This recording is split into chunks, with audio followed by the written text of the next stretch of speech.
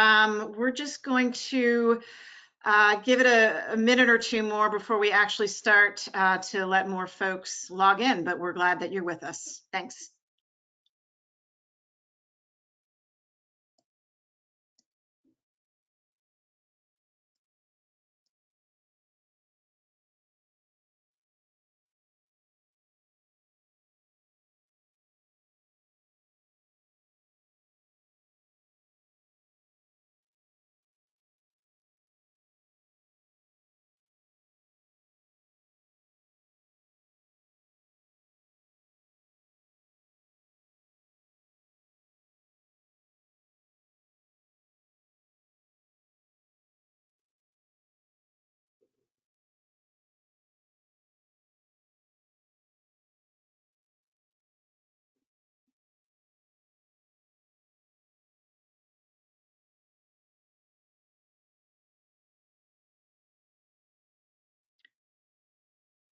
All right, thank you so much, everyone. A few more people are rolling in, but we will get started. And more people will continue to join us, I'm sure. So I just wanted to thank you again for joining us for our advocacy forum to share successful debt reduction strategies and future priorities. Could I have the next slide, please?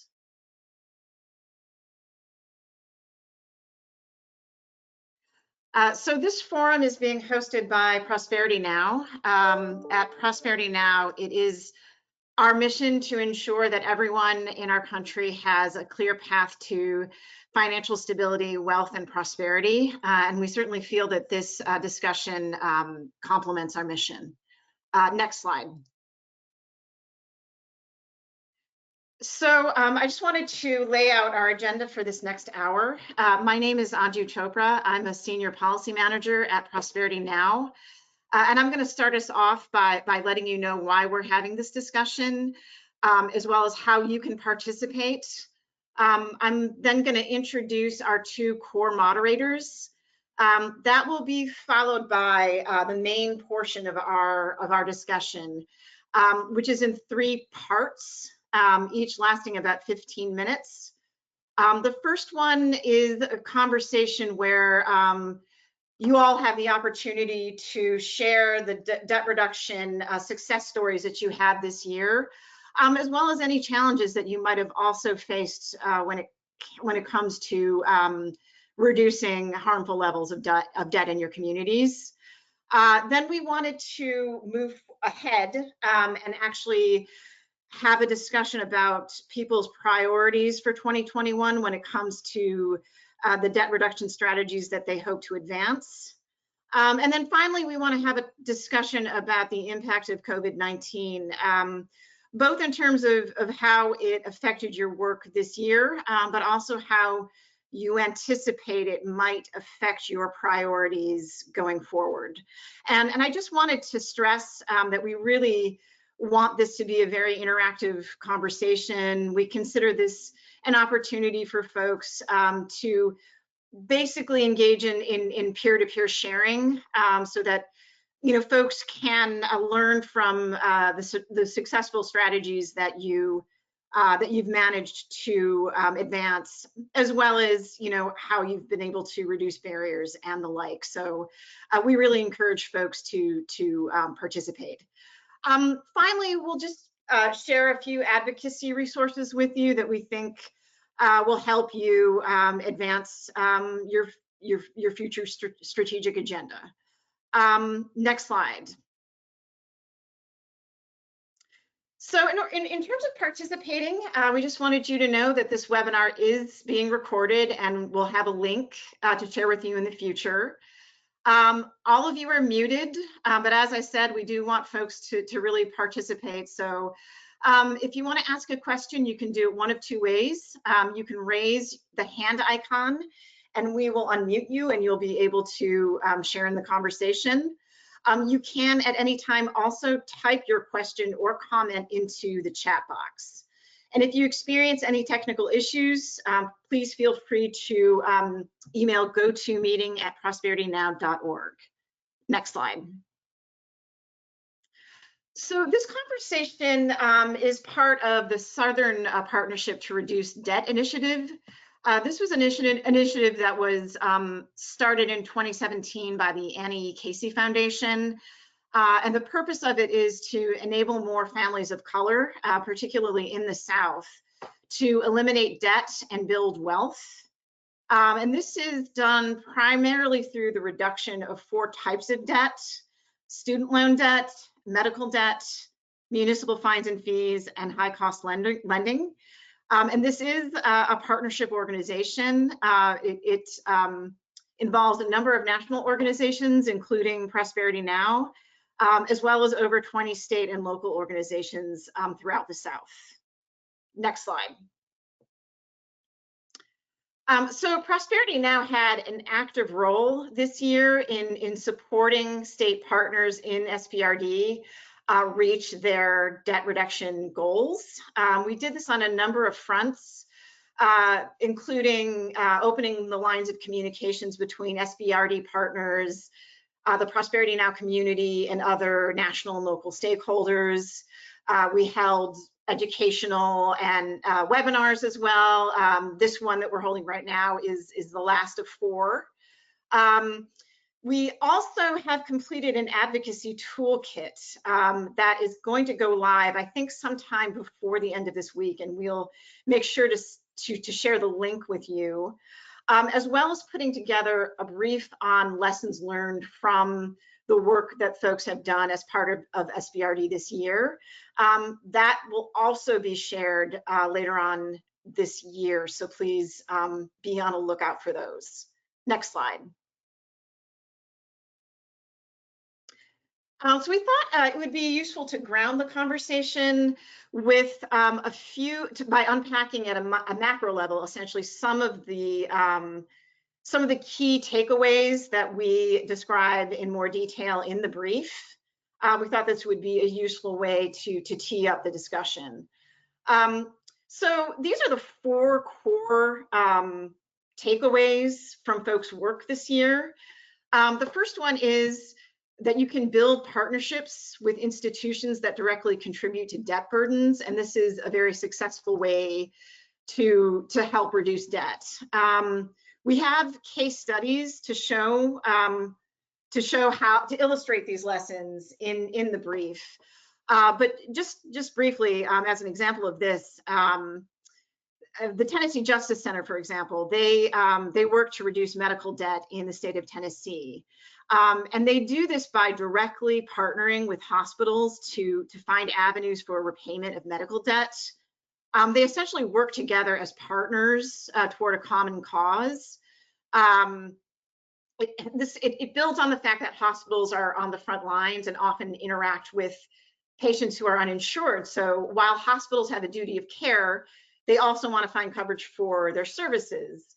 And working with low-income patients to help them find medical coverage through Medicaid ensures that these bills are paid without the patients having to acquire a significant amount of medical debt. So this is an example of working with directly with an institution to reduce debt. Another takeaway is that it's very, very valuable to recruit members of communities impacted by debt to educate and advocate for change. A good example from the work this year is the city of Durham. Durham hired an outreach coordinator with a criminal justice history who's also a lifelong city resident to help identify and interview residents with similar histories. They also paid public housing residents who had experience with water cutoffs to interview other residents with water shutoff debt. And they were basically leveraging this because it's easier to build trust and engage and mobilize affected people when the person leading the charge is actually someone who's directly impacted by the system.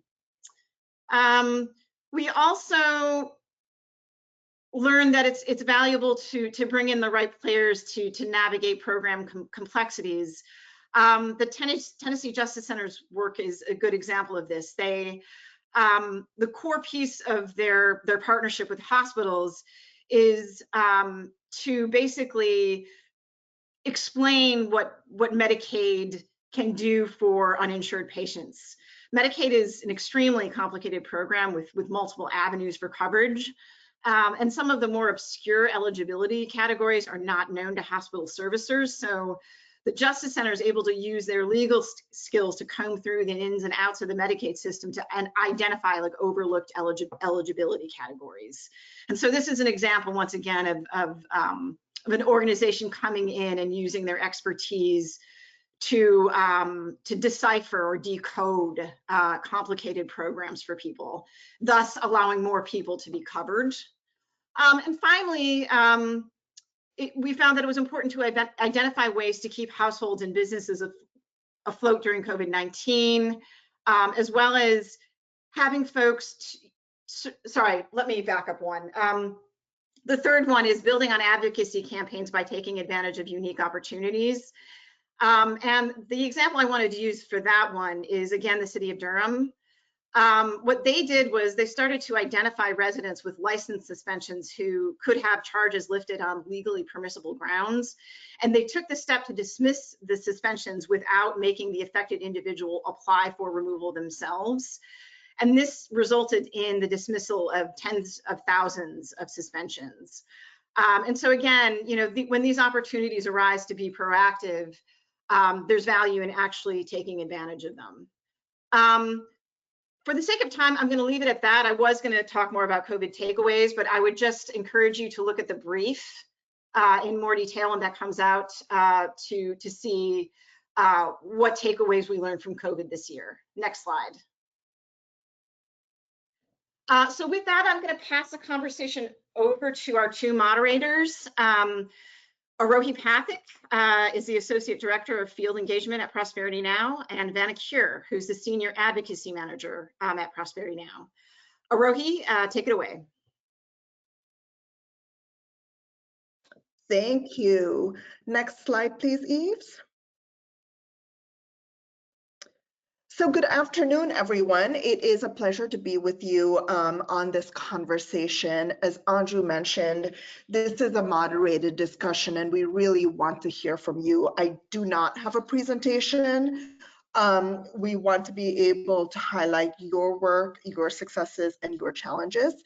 And so we want to hear how you have been addressing issues around debt reduction in your state and in your cities and localities over the past year. Eve, so if you would go to the next slide, please. So what I would like to do in this section for the next 10 or 15 minutes is have a conversation around what some debt reduction wins might have been this year, both that the SBRD partners might have undertaken, but then also community champions and other stakeholders that are on this call. We want to hear from you. And when we talk about wins, we're not necessarily talking about, you know, just legislation passed, but it could be something as simple as legislation introduced or setting the groundwork for future advocacy, or even changing public perception on an issue. So we're using the term wins fairly broadly, and we want to hear what you identify as a win. We also want to talk about specific advocacy strategies and tactics that were successful to your efforts, and then we'll have a small conversation about challenges that you might have faced in your advocacy efforts, and see if there's others on the call who might have had or who might have strategies to overcome some of these issues. So with that, let's start with what some debt reduction wins have been this year for folks on the call.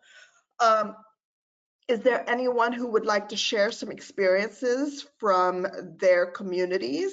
And if so, you can just use the raise hand function and we will unmute you, or you can just type in your comments or your questions in the chat box and we'll share that more broadly. So let me pause for a second and encourage folks to share what they've been up to.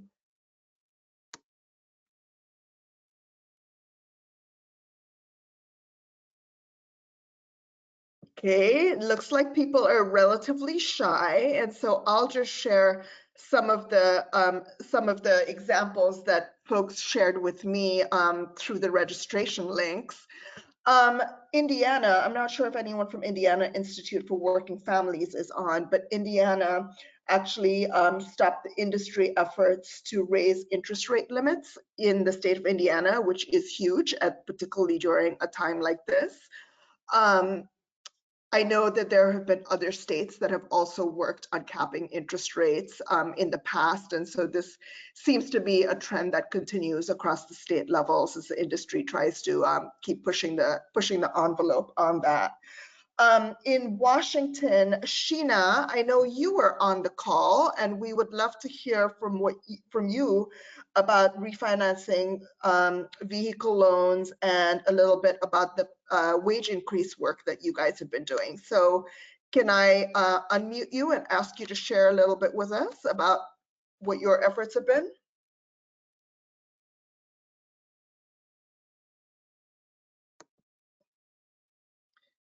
Sheena, I think you need to unmute yourself. Okay, can you hear me now? Yes, we can. Hi, Sheena. It's nice to hear Hi. your voice. So I have a client that was homeless, living in her car, and was struggling to stressed not to lose the car. So we started looking for ways to, well, first of all, we got her into a shelter, and then we looked to get her debt reduced for the car loan. So it was stressful, but it happened, and we were able to get her housed, and yeah, so it was a win-win.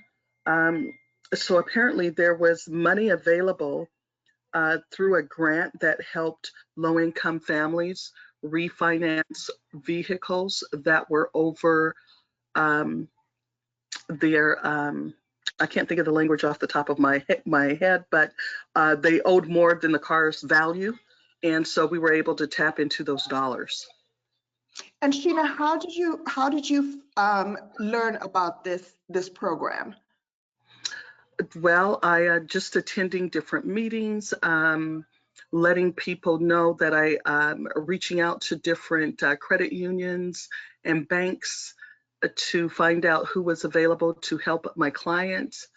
And so just networking, and then and that's how I found out.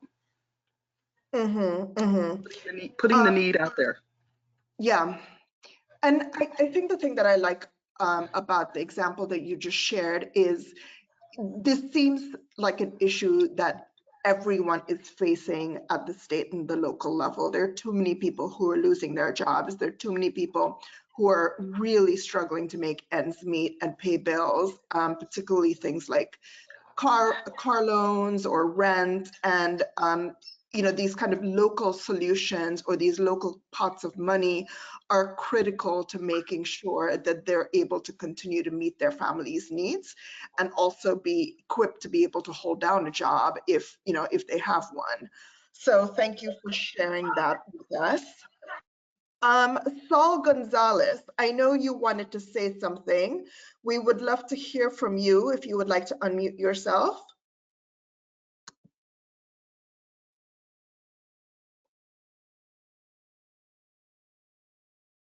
Saul, would you like to share your experiences in California? And can you hear me? Yes, we can. Hi, Saul. Oh, great. All right. I'm new to the GoToWebinar control panel. So anyways, I am a certified financial coach representing my own private practice called Mayan Latinx Coaching, and through our partnership with United Way of the Bay Area, we've received some funding to be able to provide rental assistance. So was already conducting financial coaching with low-income families, and so as soon as they were impacted by COVID, thankfully, this grant from, I think it was Wells Fargo, helped provide not just a Band-Aid situation, but because of the coaching, it created a bridge of, well, what now? Let's think into the future. God, I don't really want to, because I'm really afraid. And what I'm asking you to do, I personally don't even want to do in my own life. So let's do this together. And it seemed to work organically, and it had a lot of success, as well as I was able to extract a lot of data points, behavioral data points that I plan to use and do some writing around to represent the Latinx community in the shadows and how they are impacted and what that lifestyle looks like. It's very different. And I don't really see a lot of writing or published information out there. So I need to get a lot of work going on 2021. So that's been my So is experience. that, are you planning on writing a paper or a blog post around that? I haven't decided yet. I haven't decided yet, actually, because I'm also exploring some podcasting too. So some new stuff to come, but definitely um, I see a lot of change within the Latinx community with respects to trust, with Mhm. respects to government, with respects to even nonprofit support, and what's your hook? And that's been something very new. I don't know if that's just because of the political climate, if it's because of COVID, a staggered of all extremities, or what. So I'm still currently working with the large population in San Francisco County as well as Santa Clara County. And I would say that probably a pool of 50 people, and it's ongoing coaching. So that there is still more to extract, but I'm sensing some of that political downfall have a fallout and blowback then to even those that are providing support. Yeah, thank you for sharing that. I know some time ago, earlier last year, or this year actually, we had a conversation, we had a series of listening sessions at the state and local level. And I know we had some folks on from an organization in San Francisco, and I am completely forgetting the name right now. But they were talking about working with Latinx populations, particularly during COVID. And one of the challenges they really felt were people were very afraid to come and get services, particularly if they were undocumented or had family members that were undocumented, because it was kind of the culmination of, ICE kind of finding out about these people and coming in and deporting them. And so I think the financial coaching piece and building trust and helping to connect folks with the services and the resources that they need through financial coaching is an Mhm. incredibly valuable strategy and tactic. And just so you know, we've done a lot of financial coaching work at Prosperity Now, and I'm going to actually have my colleague Dara reach out to you and get your or not get your contact information, but we'll reach out to you and we'll continue having this conversation offsites, because I think there might be something that we can help you with in terms of outreach and sharing your piece when it comes out. So thank you Wow, for thank you. sharing that with us all. I feel like I am running out of time here. Anju, do I have a few minutes more, or do you want me to wrap up? You have about 1 minute left, but I did want to share a comment. This was a big success. Nebraska finally capped the payday loans at 36% APR, which is a major win. And so thank you for sharing that comment. But yeah, you've got about a minute. Okay, thank you for sharing that. One quick question before I wrap up this section, and apologies, I know we don't have a whole lot of time for this discussion, but are there folks that faced some really major challenges in 2020 around debt reduction in their communities? And if so, we would love to hear from you. We are going to talk a little bit about the impact of COVID on debt reduction. And so that will be forthcoming, and so we can continue having that conversation there. But just want to make time for or time to hear from folks about what some challenges around debt reduction might have been in your community or that you faced this year.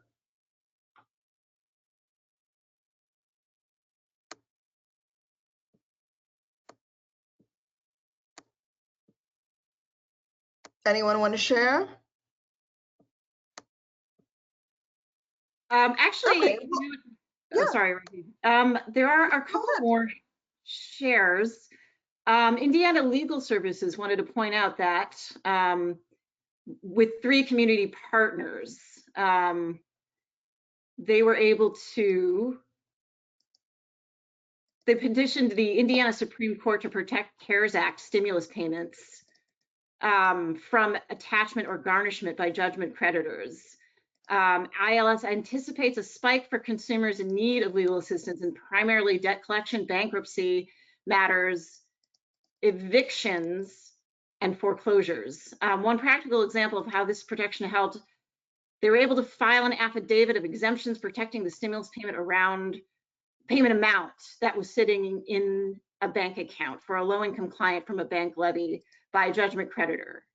So I did want to share that. And I think that's all that we have for this section, but we can also make sure that we can collect any comments that were not, that we didn't have time to discuss with folks after the fact as well. Yeah, and I know, Elaine, I know you have some comments to share as well. I'm actually holding off on your comments because I think they will be really related, or they will be related to the COVID section that we're going to come to. And I think there might be a couple others that also might have some of those comments. So I'm going to hold off on those. I'm going to pass the baton on to my colleague Vanna Cure to talk a little bit about advocacy in 2021, and then we will come back to the conversation on COVID and impacts of COVID on debt reduction. Thank you everyone for sharing, and we'll talk some more in just a few minutes. Vanna. Thank you, Arohi. Hi, everyone. And again, thanks for joining this conversation. I think it's very timely as we get ready to pivot into 2021 and potentially think about some opportunities that exist as we enter a new legislative session from both the federal level down to local sessions. But I wanted to just acknowledge, you all know it, we've all lived through this together, just how difficult 2020 has been in terms of this work around debt. This pandemic has really exacerbated some of the issues that we've seen in our communities for quite some time around debt and income poverty. And the year has really been frustrating in a lot of ways when you think about the lack of an adequate response on the federal level in terms of policies to address debts and to address income poverty. So as we look forward to 2021, hopefully some opportunities will arise for us to really take a hard look at issues of debt, how it affects communities of color, and a lot of work that not only Prosperity Now has been doing, but a lot of work that you all have been doing in your respective states. So before I tee up this discussion, and we can move on to the next slide so that you can see some of the questions that I want to pose to you all. But before we sort of start to talk about what your priorities are for 2021, I just wanted to talk a little bit about kind of what's on the horizon and what's been discussed in terms of debt. For starters, thinking on a federal level, as we get ready to transition into a new administration, I know that the Biden administration has talked a lot about student debt relief. That's been their main focus when it comes to debt. They've also had conversations about reforming the current bankruptcy system. While exact plans for those two things haven't been fully fleshed out, I know that those are going to be two of the at least most immediate focuses from an administrative standpoint as we enter 2021. Another thing on the federal level that we are expecting to happen that will that we at Prosperity Now will be paying close attention to is President-elect Biden replacing the current CFPB director, Kathy Kraninger, and nominating a new director who we expect will address, among other things, credit access and also regulations around payday loan disclosure. We know that the last several years under Kathy Kraninger has been, or not only Kathy Kraninger, but the director that was there before her has been a nightmare in terms of the weakening of the CFPB and scaling back a lot of the provisions that were put in place, or the reason that the CFPB was created in the first place. So that's something we'll be taking a look at, regulations and rules that will be put forth over the next several years. As far as Prosperity Now's debt-related priorities for 2021, protections around payday and small dollar lending, something we're always focused on, and certainly going into this new administration. Assistance for cost burden renters and overall housing stability right now during the pandemic. Expanding access to credit through alternative data collection. Revamping state-level consumer protections agency. Our state policy work is going to have that as one of its priorities. Not necessarily in terms of debt, but in terms of savings and income boosts, utilizing tax time in the workplace to help families build or build savings rather. And then, as mentioned earlier, I know that someone mentioned in the comment section that Nebraska voters voted yes on that ballot initiative to enact that 36% payday loan rate cap. I know that 16 other states already have something similar in place, so we'll be working on our state policy realm on more protections for payday lending, as well as some fines and fees work. I know that some states are doing medical debt, local eviction moratorium work. So there's a lot happening across the country, and I think a lot that we will continue to push for beginning this upcoming year. So with that, I wanted to pose a couple questions for you, and I wanted to give you that background or just sort of talk about our priorities and the administration's priorities to tee it up, to get you all thinking about perhaps things that weren't already on your mind for priorities for 2021, but wanted to hear from you, similar to the way that Arohi opened up the floor a few minutes ago, to see what you all are planning to advocate for when it comes to debt reduction policies or programs in 2021, and really hear about what specific debt reduction issues you'll be working on. And then secondly, what opportunities or challenges do you foresee in your state? Has the legislature turned one way or the other in your state? What are some of those challenges? And then the last question is, what are some advocacy best practices that you're considering when trying to move priorities for 2021? And by those best practices, just things like what sort of data you'll rely on in your advocacy efforts. If you've been advocating for this in 2020, debt reduction issues, I guess what have you learned that you will sort of tweak going forward into 2021? So I want to open up the floor and just get your thoughts on 2021 and what that looks like for the work that you're doing. So if anyone wants to raise their hand or pose a comment, I'll pause for that.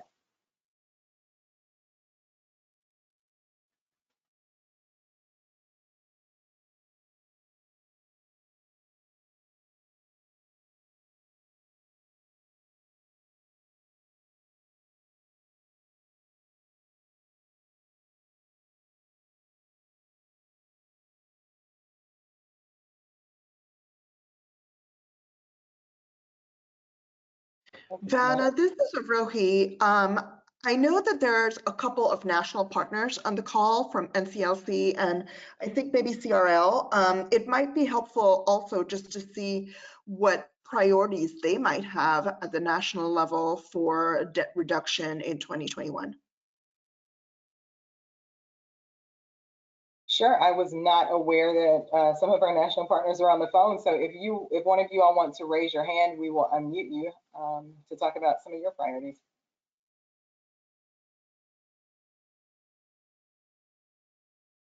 And I will say too that when we talk about what your priorities are, these don't have to be fully fleshed out ideas. I guess just maybe issues that you all are concerned about.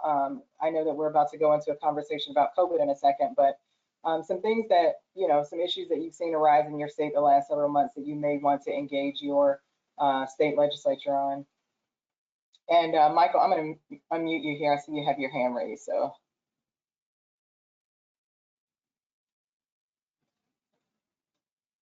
Oh, sorry. I think I was muted still. Am I on now?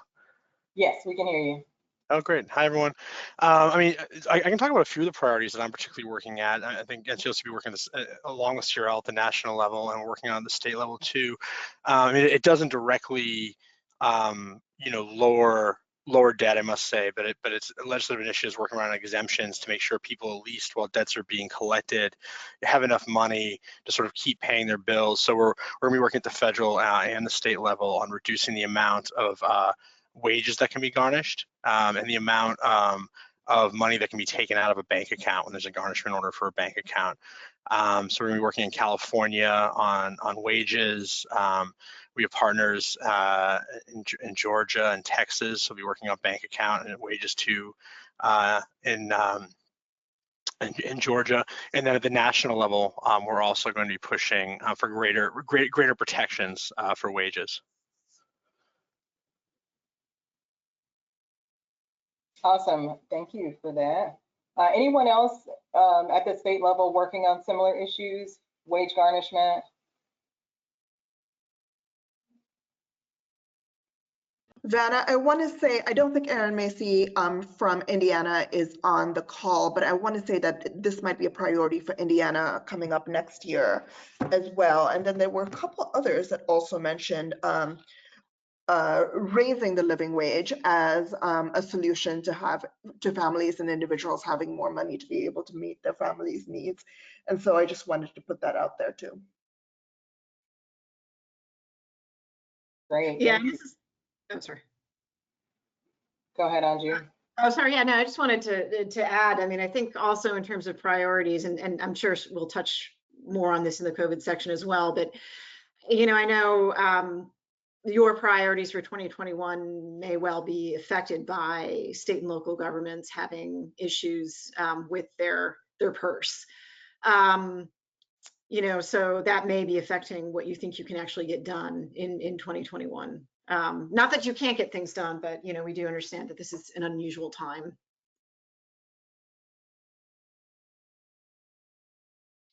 Vanna, there's a question about efforts on raising the minimum wage to a living wage. This is from Kelly Fleck. Kelly, if you would like to ask your question by unmuting yourself, that's fine. If not, Vanna, I'm not sure if you know anything about living wage policies at the national level, but it might be helpful to provide some input into that. Yes, Kelly, if you want to unmute yourself, then I will, we can do that.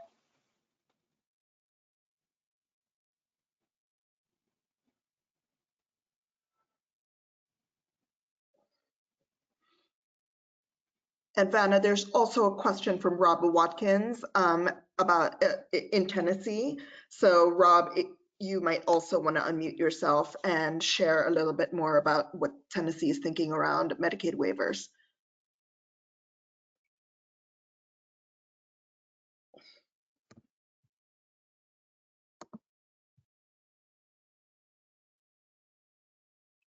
Go ahead, Rob. Hi. Okay. I hope everybody can hear me. I just want to, for 27 years, waiver under Section 1115 of the Medicaid Act that with providing 90-day retroactive coverage for Medicaid for people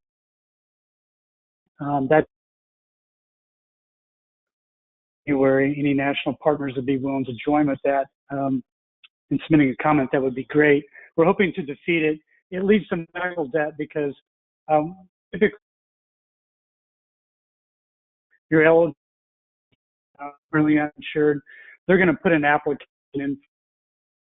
Soonest that eligibility can be, that you can have coverage is going to be the date of that application. That's according to the waiver. If the waiver goes away, then the state would have to provide Medicaid coverage up to 90 days before that date of application. So as you can imagine, you hit the ER late at night, maybe you don't get an application in until day 2 or 3. Those first 3 days are going to be just really monstrous medical debt that people can't overcome. That's a huge thing we're going to try to be working to. Hopefully it doesn't get renewed by CMS. Great, thank you, Rob. And I know that you were going in and out in your comments, but I just want to sum up what you just said. Tennessee's 1115 Medicaid waiver of the 90-day retroactive coverage is up for renewal. This leads to significant medical debt from hospitalizations. That's what we've got in the comment box. And it sounds like you all have a letter that you're wanting to circulate. And I'll just say, Rob, if you wouldn't mind sharing that letter with us at Prosperity Now, I would appreciate it. I'll send you my email address in the comments box. We can circulate it to any partners that we have there in Tennessee if they are willing to sign on or share it as well. Any other questions or comments about 2021? And like I said, I know that the end of 2020 has kind of put a lot of us in a holding pattern and in a little bit of uncertainty as we go forward and think about priorities. But we wanted to just open up this space and allow people to talk about some thoughts that you have going into the new year.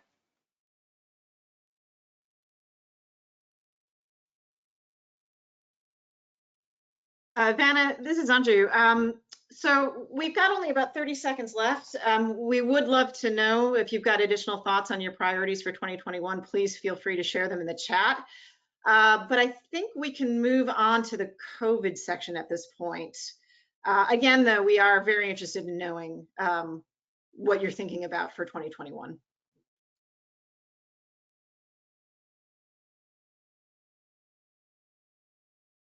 Great. Vanna, I will take over from you in that case. Eves, would you mind moving to the next slide, please? So we wanted to end this conversation by talking a little bit about COVID and how COVID-19 has impacted consumers and other debt issues in your communities. I'm sure every single one of your states and localities is really feeling the pinch from COVID. I'm sure debt is skyrocketing, particularly for people who did not necessarily have emergency savings that they can use at this time, or if people have lost their jobs and now have to put, rent or mortgage or even buying food and groceries and childcare, etc., on their credit cards. And so we know this is a big concern and it's really percolating at the state level. We wanted to spend some time just kind of getting a sense for how states are addressing this issue. Elaine, I would love to hear from you guys at Vermont and tell us what's been going on at your state. So if you don't mind, I am going to unmute you.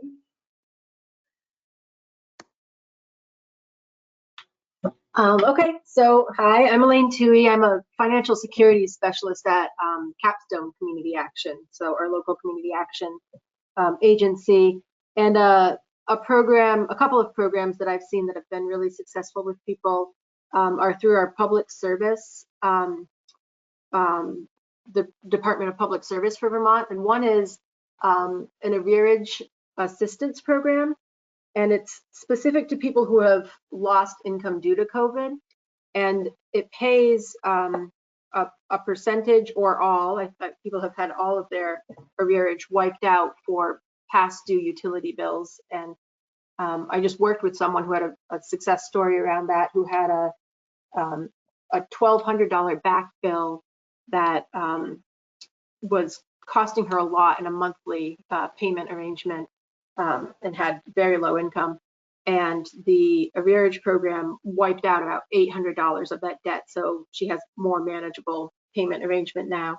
And the other program is a temporary broadband subsidy assistance, and that's for people who have also lost income due to COVID and are working from home or are doing education from home, so either adults or children who are doing education from home. And there's a number of people that I've worked with who that has significantly helped them with just being able to not go into debt at this time, but also to upkeep the things that they need to for life right now.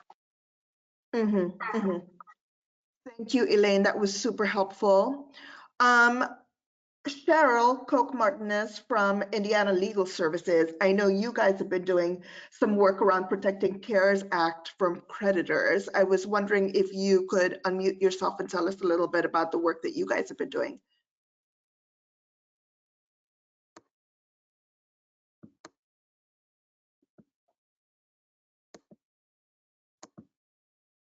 Cheryl, if you are on, we would love to hear from you.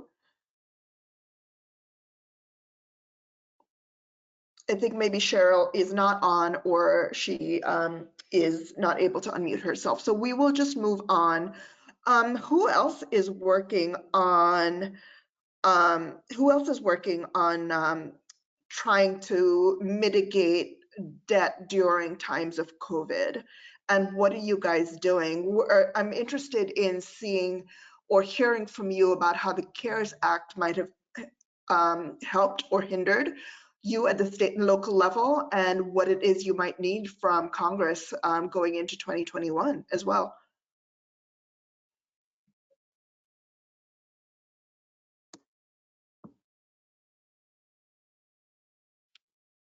So Michael Shipman said that COVID presents us with an opportunity to attach debt reduction policies for mortgage, student loans, auto loans, etc., to upcoming stimulus legislation. Michael, can I ask you to unmute yourself and talk a little bit more about that? Do you mean federal stimulus legislation or do you mean state stimulus legislation? Hello, can everyone hear me? Yeah. Hi, Michael. Yeah, mainly federal, but anything that is proposed at the federal level could be a more motivation to bring about at the state and local level. Certainly, such things could be considered at the state level. Just kind of depends on your state environment. I'm from Pennsylvania myself, so that's something that certainly could be pushed, though I don't think the Republican legislature would be huge on it. Yeah, and you know, the reality of at the federal level, the reality is we need to see how the balance of the Senate hangs after the election in Georgia, and so it could be an opportunity or it could be a challenge at the federal level as well. But it's something that we probably won't know for a few more weeks. So that's an interesting idea. Thank you for sharing that, Michael. Other thoughts or other ideas? What do you guys need from Congress in terms of stimulus or in terms of protections for consumers as we kind of go through the next year with COVID?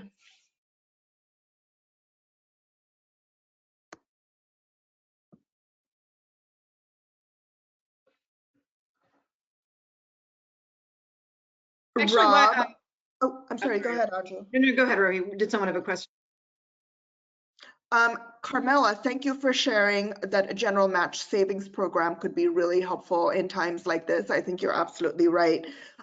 There are some states like Oregon that have a state IDEA program, and I think that that's proving to be a lifeline for many people who actually have those savings. So thank you for sharing that, Carmela. Rob Watkins, you had a comment about Medicaid termination and reduction in services. Honestly, I'm not entirely certain what your question or your comment is, Rob, and so I invite you to unmute yourself and share a little bit more context with us, if you don't mind.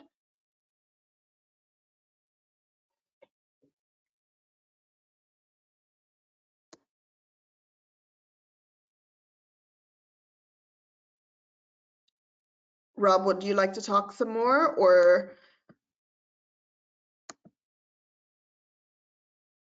Okay, I think Rob is having some tech issues maybe, so we will move on.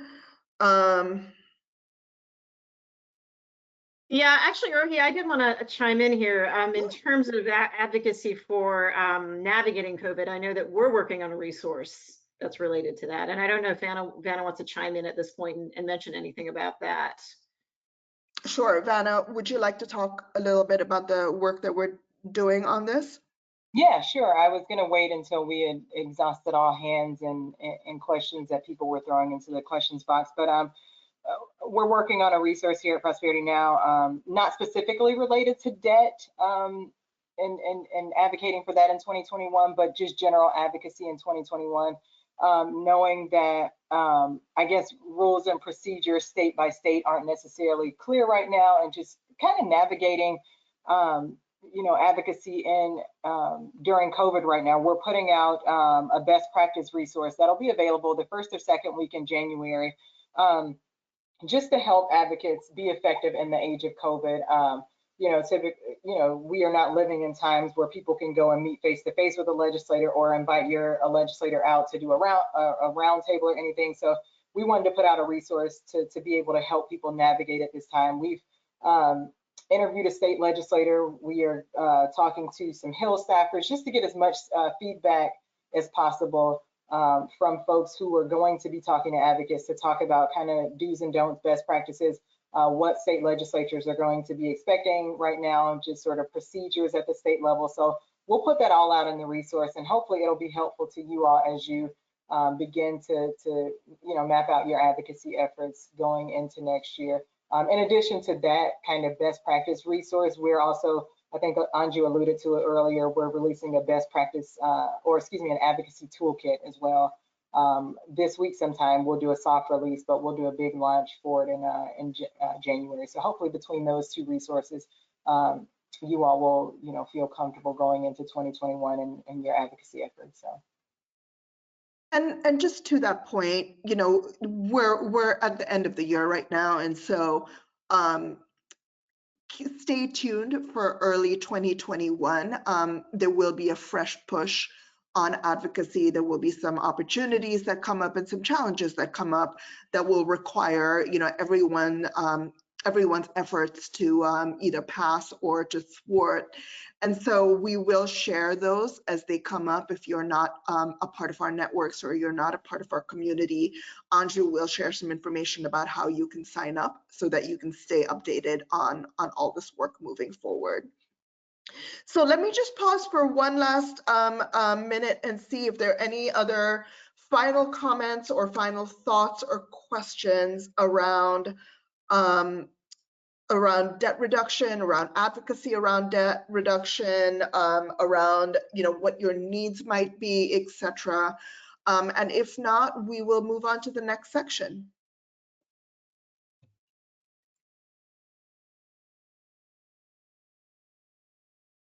Okay, Anju, I think I will pass it on to you in that case. Great, thank you, Arohi.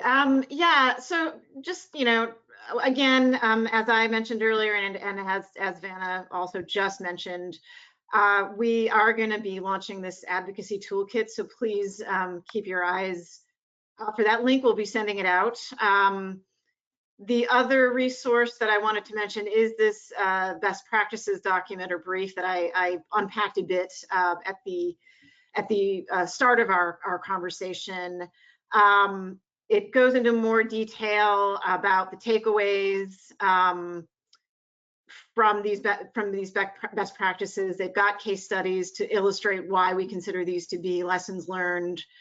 And also there is a section on the COVID successes from this year and the way that organizations that were well placed were able to step up and help people navigate the CARES Act, explaining that act to folks, and helping them get their stimulus payments, and other things like interactive maps to show where job loss was occurring, those types of things. And so the document unpacks those more.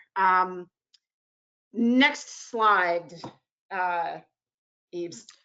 Anju, before we move into the next slide, we have a question or a comment from Carmela Walker in Texas. Do you mind if we take a minute to do that? Go for it. Carmela, you are unmuted if you would like to share. Hi, can you hear me? Yes. Hi, you guys. Happy New Year. And well, I should say happy holidays first, right? Try to keep it light as possible. In the midst of this crisis and what people are going through. So currently, I know the Houston Area Urban League is in the process of really trying to ramp up with the mental health and wellness as far as finances are concerned, because they do coexist. And now that last year I coordinated a Bridging the Gap for one of the districts and demographics so that I can fuse those two talking points together in order to create some leverage for the community to actually weigh in on. And then this year we did just a mental health component, but I did add on the financial piece. Of course, as mentioned, it does coexist. And I think that maybe we really need to also advocate for ways for our communities at large across the board for some advocacy around mental health. Because I know that I've spoken with, I have clients right now, and I've spoken with my clients who, they're just trying to maintain, they were already, on the cliff, right? And then now some of them have actually fallen off the cliff. And then there's some that have actually thrived during this time because they actually listened to what the coaches were actually saying. But I really believe that that is probably a big component to actually talk about during this time. Because it is actually necessary. And I've actually spoken with some LMSWs and some people that I know in New York and in DC, who've mentioned, that this is typically a crisis for, low income families or families that are struggling at this time. So I just wanted to actually put that in as a topic of conversation to think about as a seed. Thank you for the time. Thank you, Carmela. That was really helpful. Thank you. Andrew, back to you. Sure. So we just wanted to encourage folks to sign up to one or more, or for one or more of our Prosperity Now campaigns. This is a way to stay informed about the latest developments and opportunities and to take action. We've got the 4 campaigns are home ownership, consumer protections, financial security, and a campaign related to tax policy. You can do that by going to prosperitynow.org/takeaction. Next slide. And also just wanted to let you know more about the Prosperity Now Advocacy Center, which is also at prosperitynow.org/takeaction. This is a little bit more detail about what the center helps you do. It's got tools to make it easy for you to email a member of Congress or call a member of Congress or tweet. It allows you to schedule meetings with folks. It helps you sign petitions. These are just all ways to make it easier for you to communicate with decision makers and people that are actually in a position to move legislation. So again, please, seriously think about signing up for our campaigns and joining the Advocacy Center. Last slide.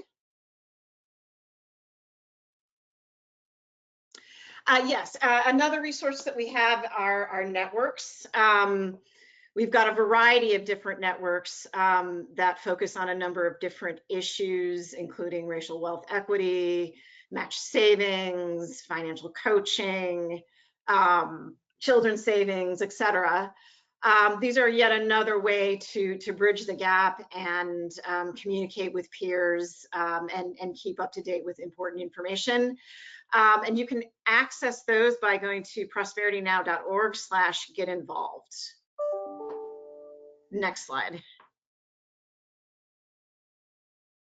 So that's it. Just wanted to thank you again for participating in this webinar. I know that this has been a very tiring year, 2020. And so we really thank you so much for joining the conversation and sharing your thoughts with us. Enjoy the holidays, and we will see you hopefully refreshed in 2021, which we're certainly crossing our fingers will be a better year than 2020. So thank you all again so much. We really appreciate it. Thank you.